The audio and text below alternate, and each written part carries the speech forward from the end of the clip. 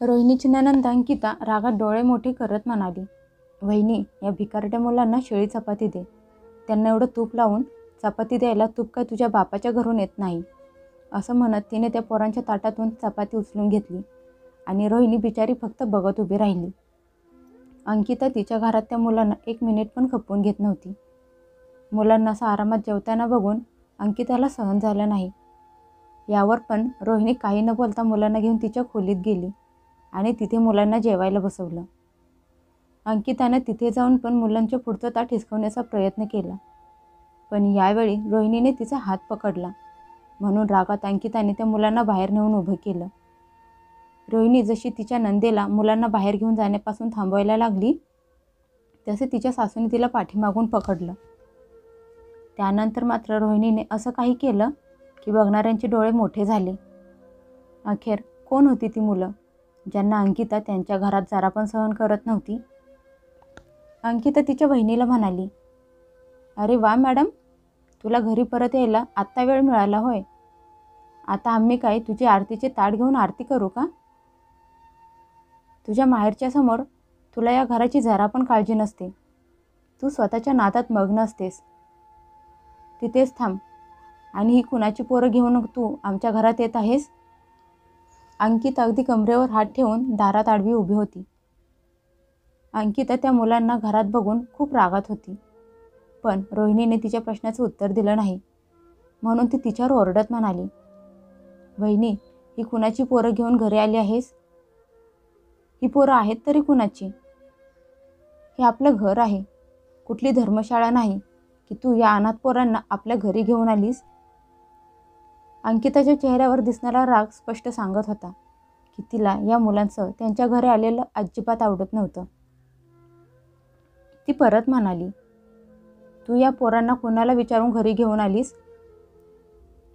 अंकिताला रोहिणीचं शांत बसणं सहन झालं नाही, म्हणून रागात तिने तिचे केस पकडले आणि म्हणाली, "आता सांग, तू या पोरांना घरी घेऊन येताना कुणाला विचारलं होतं का? यांना तू इथं घेऊन यायला हे काय तुझ्या बापाचं घर आहे का?"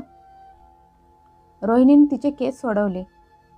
नंदेचं बोलणं ऐकून रोहिणीला आश्चर्य वाटलं नाही, कारण तिला माहीत होतं की घरी आल्यावर हा तमाशा होणारच आहे. त्यामुळे तिने दोन्ही मुलांना तिच्या मागे उभं केलं आणि म्हणाली, "ताई, ही माझ्या दादाची वहिनीची मुलं आहेत." अंकिता डोळे मोठे करून म्हणाली, "मग तू या पोरांना इथे का घेऊन आली आहेस?" अंकिताचा राग, तिचं ओरडणं ऐकून ती मुलं भीतीने रडायला लागली आणि रोहिणीच्या मागे लपून बसली. अंकिता रागात त्या मुलांकडे बघत म्हणाली, "मग तू यांना इथे का घेऊन आली आहेस? तुझ्या आईबापांच्या जवळ सोडायची होती, नाहीतर तुझ्या बहिणीला त्यांना घेऊन जायला सांगायचं होतं. आणि जर कोणालाच त्यांना स्वतःच्या घरात ठेवून घ्यायचं नव्हतं, तर कुठल्या तरी अनाथ आश्रमात सोडून यायचं होतं. हे घर काही धर्मशाळा नाही." अंकिताने दोन्ही मुलांचा हात जोरात पकडला आणि म्हणाली, "निघा इथून, चालते व्हा." रोहिणी रडत हात जोडून तिच्या नंदेला म्हणाली, "ताई, या पोरांचे आईबाप आजच यांना कायमचे सोडून देवाघरी गेले आहेत. मुलं खूप रडत आहेत, घाबरले आहेत. माझ्या आईवडिलांना कशाचेही भान उरलं नाही. त्यांना दादाबाईने अचानक गेल्यामुळे खूप मोठा धक्का बसला आहे. माझी ताई आणि तिचा नवरा माझ्या आईबाबांना सांभाळत आहेत. त्यामुळे मी मुलांना आपल्या घरी घेऊन आले आहे. मी विचार केला की तुमच्या मुलांच्या सोबत जरा वेळ खेळले की त्यांचं मन जरा हलकं होईल." रोहिणीच्या दादा बहिणीचे एका अपघातात निधन झालं होतं. मुलं आई वडील सोडून गेल्यामुळे खूप रडत होती. तिच्या आईवडिलांना पण तरुण मुलाच्या आणि सुनेचं असं अचानक जाण्यामुळे खूप मोठा धक्का बसला होता. रोहिणीला भावाच्या मुलांची अवस्था बघवत नव्हती. ते सारखे सारखे हेच विचारत होते की आई बाबा आम्हाला सोडून का निघून गेले? मग अशा वेळेस ती मुलांना असं रडताना सोडून घरी परत येऊ शकली नाही, म्हणून सासरे येताना मुलांना तिच्यासोबत घेऊन आली. तिच्या सासरच्या लोकांनी तिचं माहेरी थांबणं मुश्किल करून ठेवलं होतं. तिची नणंद फोन करून करून तिला सारखी घरी यायला सांगत होती, "वहिनी, लवकर घरी ये." तिला तिच्या दुःखाशी काही देणं घेणं नव्हतं. तिला फक्त घरातल्या कामाशी देणं घेणं होतं, कारण रोहिणी माहेरी गेल्यामुळे घरातले काम तिला करायला लागत होतं. नणंद सारखी फोन करून बोलवत होती, म्हणून शेवटी रोहिणी येताना सोबत तिच्या भावाच्या मुलांना घेऊन आली. पण तिच्या नंदेला त्या मुलांचं त्यांच्या घरी येणं अजिबात आवडलं नाही. रोहिणी तिच्या सासूजवळ जाऊन रडत हात जोडून म्हणाली, प्लीज आई, तुम्ही ताईंना समजून सांगा ना की मुलांना थोडे दिवस आपल्या घरी राहू द्या. जर ते त्यांच्या आजी आजोबांच्या जवळ राहिले तर ते आजारी पडतील आणि माझे आई वडील स्वतःला सांभाळतील का या लहान मुलांना? रोहिणीची सासू तोंड वाकडं करत हात हलवून म्हणाली, तुझी नणंद जे बोलत आहे ती बरोबर बोलत आहे. माझ्या मुलाची कमाई एवढी उतू चालली नाही की तो दुसऱ्यांची मुलं सांभाळेल. त्या पोरांचे आईबाप सोडून गेले म्हणून तू त्यांना आपल्या घरी घेऊन आलीस आहेस होय? तिची सासू त्यांच्या मुलीला आवाज देऊन म्हणाली, अंकिता, मुलांच्या हाताला पकडून त्यांना घरातून बाहेर हाकलून दे. कशाला फुकट ओझं घरात घेऊन आले आहेस? काय माहीत आम्ही का म्हणून त्या पोरांचं ओझं उचलू? माझं घर काही हिला धर्मशाळा वाटली का की कुणाला पण उचलून माझ्या घरात घेऊन येते? रोहिणीने मुलांना घट्ट मिठी मारली आणि सासूच्या आणि नंद्याच्या विनवण्या करायला लागली. प्लीज आई, ताई, मुलांना घरातून बाहेर काढू नका. ही बिचारी लहान पोरं आहेत, कुठं जाणार? जशी अंकिता मुलांना बाहेर काढायला पुढे सरकली तशी रोहिणी पुढे आली आणि मुलांना तिच्या खोलीत घेऊन गेली आणि दरवाजा बंद केला.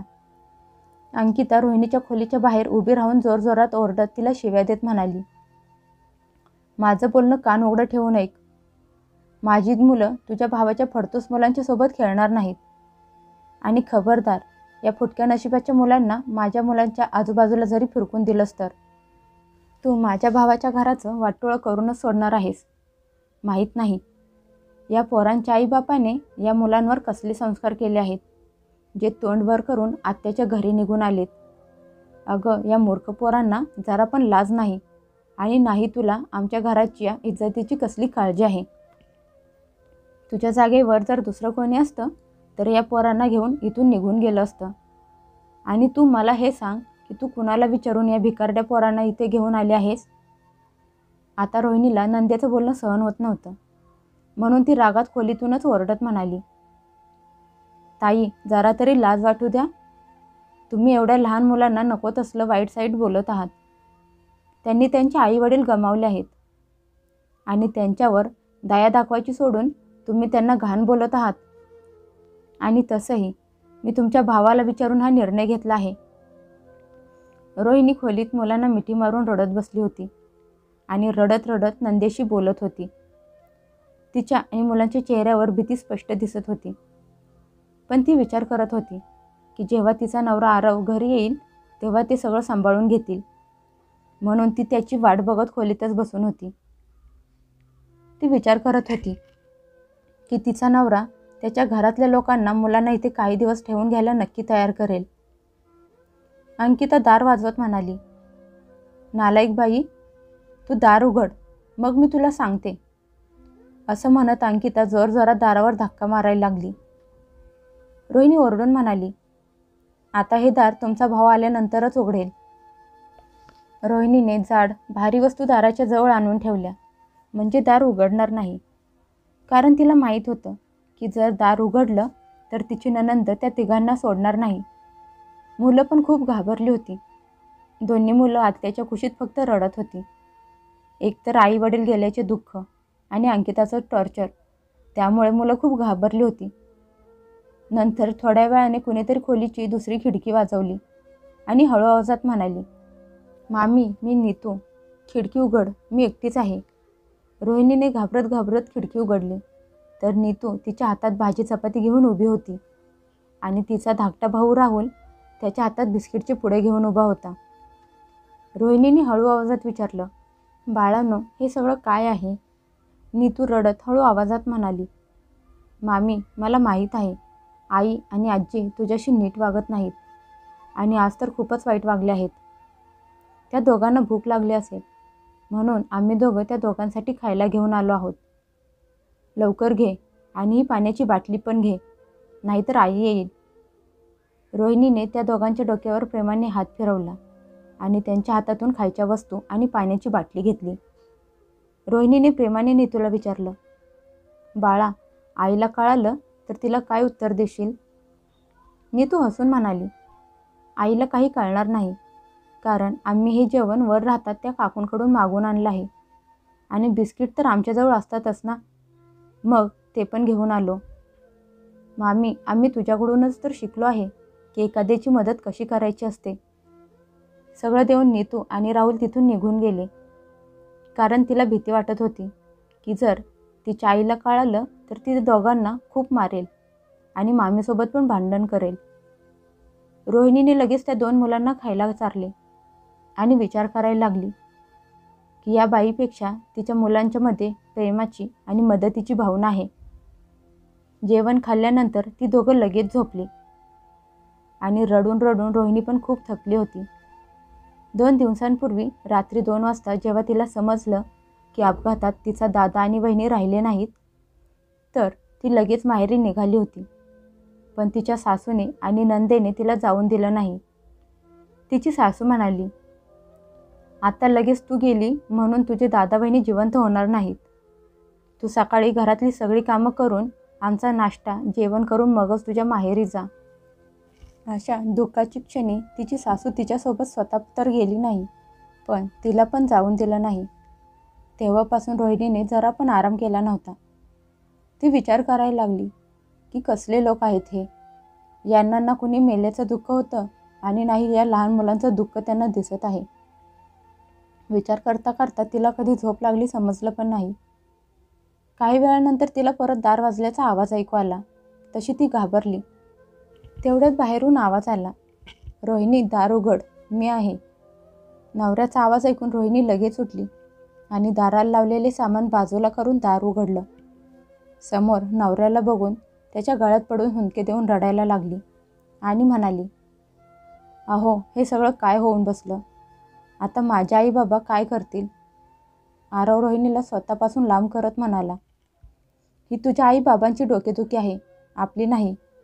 आणि ही मुलं आपल्या घरातून परत कधी जाणार आहेत. नवऱ्याचं बोलणं ऐकून रोहिणी हैराण झाली आणि त्याच्याकडे बघून म्हणाली, अहो तुम्हीच तर बोलला होता की मी या मुलांना आपल्या घरी घेऊन येऊ शकते. मग आता तुम्ही असं का बोलत आहात. आरव रागात डोळे मोठे करून बायकोला म्हणाला, तू एवढ्या लोकांच्या समोर मला विचारत होतीस, मग मी काय उत्तर देणार होतो. मला होच बोलायला लागलं. पण ही मुलं 4 दिवसच आपल्या घरात राहू शकतात, त्यापेक्षा जास्त दिवस नाही. 4 दिवस ऐकून रोहिणी खुश झाली, पण तिच्या नंदेला हे मान्य नव्हतं. ती रोहिणीकडे डोळे मोठे करून म्हणाली, माझ्या भावाचं घर काही धर्मशाळा नाही जे तू कुणाला पण उचलून घेऊन येशील. आरव त्याच्या बहिणीकडे बघून म्हणाला, ताई 4 दिवसांचा तर प्रश्न आहे, असू दे, तू काळजी करू नकोस. रोहिणीने आनंदात जाऊन किचनमध्ये जेवण बनवले, सगळ्यांना जेवायला दिले आणि भावाच्या मुलांना जेवायला उठवायला गेली. ती दोन्ही मुलं तापाने भाजत होती. तिने दोघांना लगेच उठवलं आणि म्हणाली, चला बाळांनो, तुम्हाला जेवायला वाढते, पटकन जेवण करून घ्या, मग तुम्हाला औषध देते. अंकितानं बघितलं की मुलांच्या ताटात तूप लावलेली चपाती आहेत. तिनं मुलांच्या ताटातून चपात्या उचलून घेतल्या आणि म्हणाली, यांना तूप लावलेल्या चपात्या देत आहेस. तुपाच्या चपात्या खायला तूप या पोरांचा किंवा तुझा बाप घेऊन आला नाही. रोहिणीने अंकिताच्या हातातून चपात्या घेतल्या आणि म्हणाली, बस ताई, तुम्हाला मी असं करू देणार नाही. तुम्ही जे काही एवढा वेळ बोलला मी गपगुमाने ऐकून घेतलं, पण तुम्हाला मुलांचं अन्न हिसकावून घेऊ देणार नाही. अंकिताने रोहिणीचे केस पकडले आणि म्हणाली, तूप काय तुझ्या का या पोरांच्या बापाच्या घरून आला आहे का. रोहिणीने अंकिताला धक्का दिला आणि स्वतःचे केस सोडवले आणि म्हणाली, जर माझ्या आणि यांच्या बापाच्या घरून आलं नाही तर ते तुमच्या बापाच्या घरून पण आलं नाही. हे माझ्या नवऱ्याच्या कमाईतून आलं आहे. तुम्हाला समजलं तर ठीक, नाहीतर मुलांना जेवण्यापासून थांबवू नका. रोहिणीचे उत्तर ऐकून तिची नणंद रागात लाल झाली. तिच्या चेहऱ्याचा रंग उडाला होता. अंकिता रोहिणीला कानाखाली वाजवत म्हणाली, तुझी हिंमत कशी झाली मला असं बोलायची. जीभ हसरून हातात देईन. खूप तोंड चालायला लागलं आहे. अंकिता दोन्ही मुलांचा हात पकडून त्यांना ओढत घरातून बाहेर जायला लागली. तसे रागात रोहिणीने गॅसची पाईप जोरात ओढली. पाईप तुटली आणि गॅस घरात सगळीकडे पसरायला लागला. रोहिणी रागात मोठ्या आवाजात म्हणाली, आता बोला, या मुलांना घरातून बाहेर काढून दाखवायची हिंमत तर करून बघा. आज या घराला आगच लावते का नाही ते बघा. अंकिताने जेव्हा हे बघितलं, तिची भीतीने गाळण उडाली. तिने मुलांचा हात सोडला, नाक पकडलं आणि ओरडायला लागली. तिची सासू खोलीतून बाहेर येऊन म्हणाली, काय तमाशा लावला आहे हा? आणि रोहिणी, तू ही गॅसची पाईप हातात का घेतली आहेस? लवकर गॅस बंद कर, नाहीतर घराला आग लागेल. रोहिणी हातात माचीस घेऊन रागात म्हणाली, जर माझ्या भावांच्या मुलांना घरातून बाहेर काढण्याचा प्रयत्न जरी केला तरी मी सगळ्यांना घेऊन मरेन. घरातला गोंधळ ऐकून आरव खोलीतून बाहेर आला आणि म्हणाला, आता काय झालं आणि हा वास कसला सुटला आहे? त्याची आई म्हणाली, अरे आरव, तुझी बायको सगळ्या घराला आग लावायच्या तयारीत उभी आहे. रोहिणी रागात म्हणाली, नालायक माणसं, तुम्ही सगळे बेकार आहात, घाणेरडे आहात. तुमच्यात माणुसकी जरा पण उरली नाही. तुम्हाला मुलांचं दुःख दिसत नाही का? मी तर तुमच्याकडून फक्त छोट्याशा मदतीची अपेक्षा केली होती, पण तुम्ही सगळे तर खूप खालच्या विचारांचे आहात. आणि ताई, तुम्ही काय बोलला होता की तूप माझ्या बापाने दिलं नाही, मग काय तुझा बाप वरून येऊन घरात ठेवून गेला की काय? तू काय म्हणाली की आरवने धर्मशाळा उघडली नाही, मग तुझ्यासाठी पण उघडून ठेवली नाही. तू का तुझ्या नवऱ्याला सोडून इथे माझ्या घरात पडली आहेस फुकटचं खात? मी 2 वर्षात कधी तुला बोलले का की माझ्या नवऱ्याने धर्मशाळा उघडली नाही? त्यांची कमाई का खात आहेस?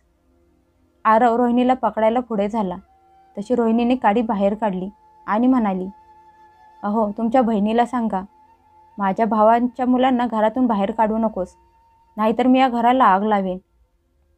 नीतूने आणि राहुलने त्या 2 मुलांचे हात पकडले आणि पळत रोहिणीच्या जवळ गेले. नीतू रागात रडत तिच्या आईला म्हणाली, आई, मामा, आजी, मामीला त्रास द्यायचा बंद करा. तुम्ही सगळे खूप वाईट आहात. तुम्ही सगळे कुणावर प्रेम करत नाही. आणि आई, तू तर आमच्यावर पण प्रेम करत नाहीस. म्हणून तर आजपर्यंत तू आम्हाला आमच्या बाबांपासून लांब ठेवला आहेस. त्यांना भेटून पण दिलं नाहीस. तू कधी आम्हाला विचारलंस का की तुम्हाला बाबांची, आजी आजोबांची, काकांची आठवण येते का? त्यांना भेटायचं आहे का? तू तर कधीच आमचा विचार केला नाहीस. तुझ्या मनासारखं करत राहिलीस.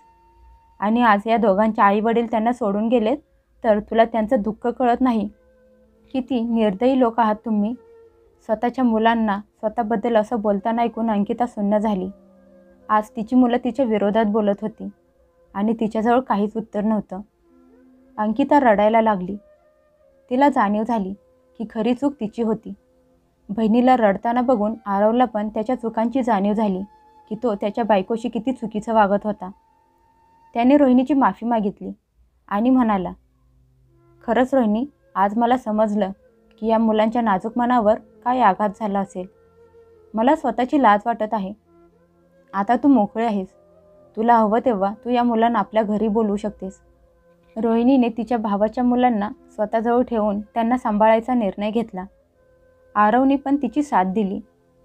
आपल्या नातीचं बोलणं ऐकून तिच्या आजीचं पण मन पाघळलं आणि त्यांनी मुलीला समजावून सांगून तिच्या सासरी परत पाठवण्याचा निर्णय घेतला. त्यांनी जावयाला घरी बोलवून घेतलं. तो म्हणाला, मी कधीपासून अंकिता आणि मुलांची घरी येण्याची वाट बघत होतो. मुलांना बघायला, त्यांच्याशी बोलायला मी तरसलो होतो. अंकिता, तू जसं बोलशील अगदी तसंच होईल. पण आता घरी चल, सगळे आनंदात एकत्र राहूया. अंकिता मुलांच्या सोबत तिच्या घरी परत गेली आणि रोहिणी तिच्या भावांच्या मुलांसोबत आनंदात राहत होती. आता तिची सासू त्या मुलांशी खूप प्रेमाने वागत होती. आता मुलं खूप आनंदात मजेत आत्याच्या घरी राहत होते.